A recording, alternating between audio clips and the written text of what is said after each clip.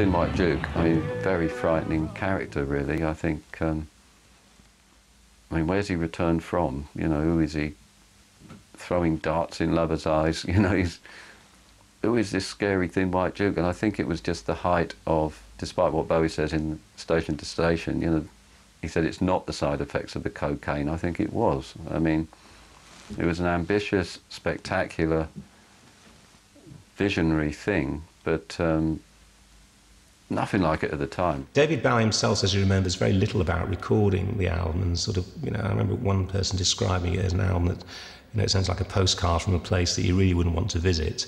There is a sense that it does actually very accurately reflect, you know, the sort of desensitised state in which Bowie was in at the time. I don't think Station to Station has lasted as well as Young America. I mean, it's still a really good album, but I think Young Americans has got a warmth about it that Station to Station has, and Station to Station's got is a bigger sounding album, but there's something that kind of, which makes you even more, keeps you at a distance. The track itself, Station to Station, is held in awe by most music critics, I'd say. You know, even sort of people who hadn't liked Bowie's stuff before that thought that the energy and ambition and imagination involved in this 9-minute track and the willingness to, you know, test and probe into different areas was very commendable. The title track is 10 minutes, it's episodic, it's almost like a mini opera. That sets the scene. It goes spiralling on, with Bowie getting more and more demented, going, it's not the side effects of the cocaine.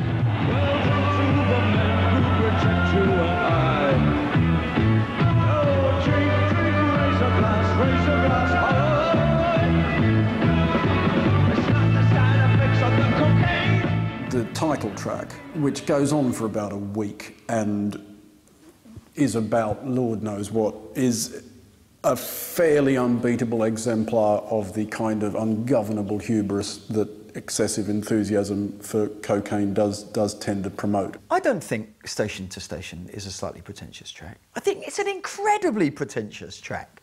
I mean, it's 38 minutes long, you know, the first 5 minutes of which are a train pulling into or out of a station or whatever it is. It's hugely pretentious. And it is, you know, it's clearly David Bowie again, having taken quite a lot of drugs and feeling rather pleased with himself. But it's got a magnificence. Despite all of that, he sort of pulls it off.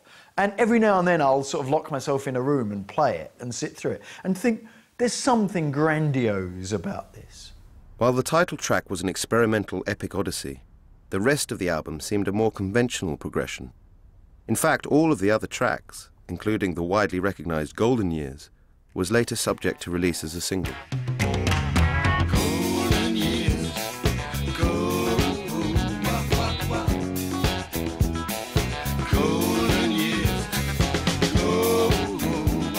Golden Years was a big single, was a great hit, and it's almost perfect construction, Golden Years. Everything about it, from the lyrical interplay to the hooks, is just absolutely gorgeous.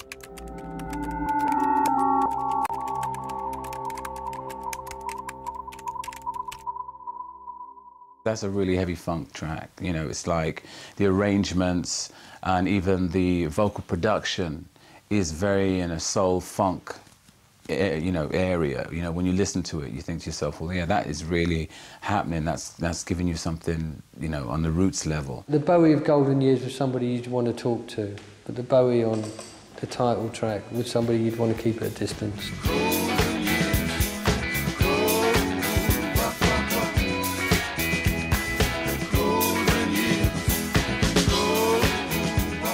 Golden Years is perhaps one of his most underrated hit singles.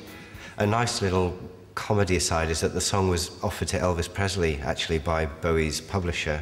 And of course he turned it down, it wasn't for him at all. But it's nice to imagine what would have happened if he had snapped it up. Again, that's a truly strange record. There's bits of kind of doo-wop in there.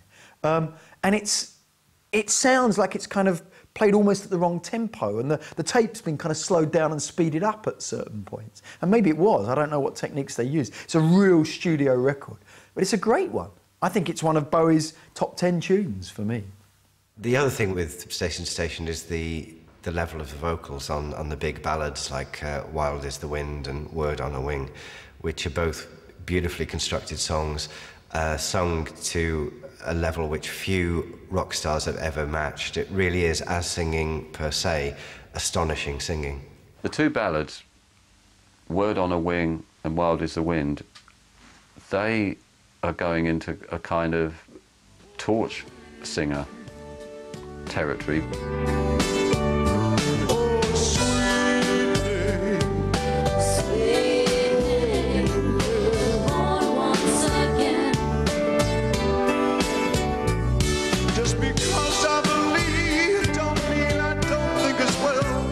He would not be the kind of person that I would listen to because of his voice, though he would interpret things all of a sudden and surprise you. Normally, white singers did not have the vocal capacity to handle it, but Bowie, I think he twigged that soul music comes from the soul, and you don't have to be technically perfect, but then as Bowie got more confident, when he got big with Ziggy, I think he suddenly discovered that he does actually have a really strong voice, and he wasn't afraid to use it. I think he's got a really interesting vocal range and a very interesting vocal approach. It's a lot to do with, you know, his approach and how he puts it across. It's an interesting fusion. It's like Ziggy Stardust doing soul or something. You get this weird collision of soul music, but also a metallic, darker edge with darker riffs and a more kind of bleached out filter, if that makes sense.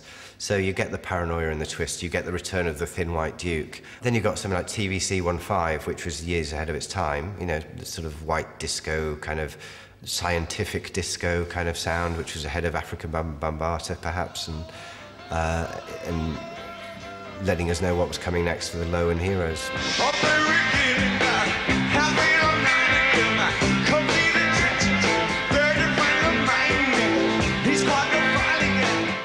There is a slight musical shift from Young Americans in that it does introduce a certain degree of funk influence into the soul as well, but again, like Young Americans, it still feels a little bit like an academic exercise. It's still quite an oddly, possibly deliberately, but it's still quite off-puttingly a passionless record, I think.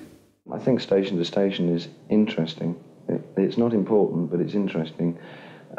Because it seems to indicate some return to an earlier style of recording and writing for me. In terms of the album's context, the character of the Thin White Duke has not been as fondly remembered as others in the Bowie canon, partially to do with a certain